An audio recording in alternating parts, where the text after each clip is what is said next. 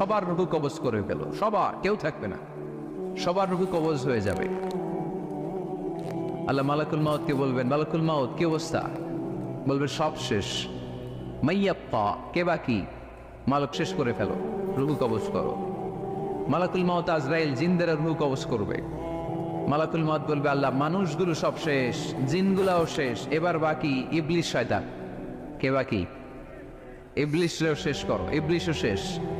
আল্লাহ আবার জিজ্ঞেস করবেন, ইয়া মালাকাল মাউতি মাইয়াপ্পা, আর কে বেঁচে আছে বলো?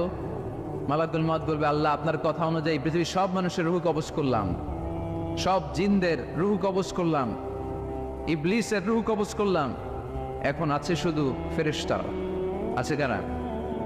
যাও ফেরেশতাদের রুহু কবজ করো, ফেরেশতাদের রুহু কবজ হয়ে যাবে।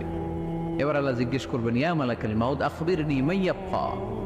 মালাকুল মাউত বলবে, আল্লাহ আপনার কথা মতো ধরে ধরে সব শেষ, ফেরেশতাও শেষ, চারজন ছাড়া। কয়জন ছাড়া? জোরে বলেন, কয়জন ছাড়া? ইসরাফিল, জিব্রাইল, মিকাইল, আজরাইল। আল্লাহ এই চারজন আমরা বাকি। আল্লাহ বলবে, যাও ইযহাব ইনতালিক ইলা জিবরিল ওয়াকবাদ রূহা, জিব্রাইলের রূহ কবজ করো। ইযহাব ইলা ইসরাফিল ওয়াকবাদ রূহা, ইসরাফিলের রূহ কবজ করো। ইযহাব ইলা মিকাইল ওয়াকবাদ রূহা, রূহ কবজ করো। ওই তিন ফেরেশতাও শেষ। এবার আল্লাহ তাআলা জিজ্ঞেস করবেন, ইয়া মালাকাল মাউত আখবিরনি মাইয়াপ্পা। হে মালাকুল মাউত, আর কে বাকি আছে বলো? মালাকুল মাউত বলবে, আল্লাহ আপনার কথা মতো মানুষগুলো শেষ, জিনগুলো শেষ, ইবলিস শেষ,